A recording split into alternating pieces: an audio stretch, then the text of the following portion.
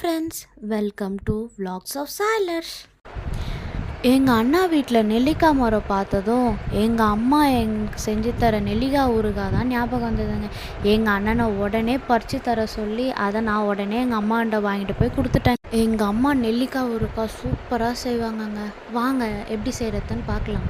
நெல்லிக்காய் ஊறுகாய் செய்கிறது தேவையான ஐட்டம்ஸ்: ஃபஸ்ட்டு நெல்லிக்காவை அந்த கொட்டையெல்லாம் எடுத்து குட்டி குட்டி குட்டியாக கட் பண்ணி வச்சுட்டு ஜாரில் போட்டு நல்லா அரைக்கணும்.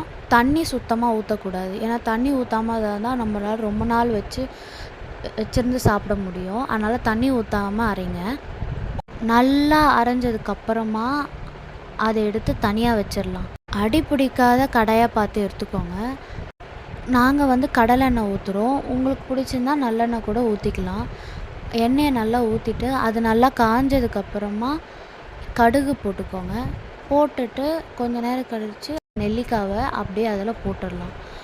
அடுத்து 1 ஸ்பூன் மஞ்சத்தூள், 3 ஸ்பூன் வெறும் மிளகாத்தூள், அப்புறம் தேவையான அளவு உப்பு, கல்லுப்பு போட்டுக்கோங்க.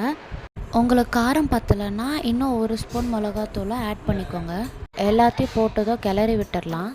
ஒரு கொதி வந்ததோ ஸ்டவ்வை சிம்மில் வச்சுட்டு அடிப்பிடிக்காம அளவுக்கு நல்லா கிளறி விட்டுட்டே இருங்க. நெல்லிக்காய் ஊறுகாய் இந்த பதத்துக்கு வரணும்ல, எண்ணெய் லைட்டாக மேலே அது கூட ஒட்டி இருக்கணும். அதுக்கப்புறமா ஸ்டவ் ஆஃப் பண்ணிட்டு அதை நல்லா ஆற வச்சுருங்க. எனக்கு பர்டிகுலராக சப்பாத்தியில் வச்சு சாப்பிட ரொம்ப ரொம்ப பிடிக்குங்க. நீங்களும் ட்ரை பண்ணி பாருங்கள். ஒரு கிளாஸ் கண்டெய்னரில் ஸ்டோர் பண்ணி ஃப்ரிட்ஜில் வச்சுருங்க. சப்ஸ்கிரைப் அண்ட் லைக் பண்ணுங்கள் ஃப்ரெண்ட்ஸ்.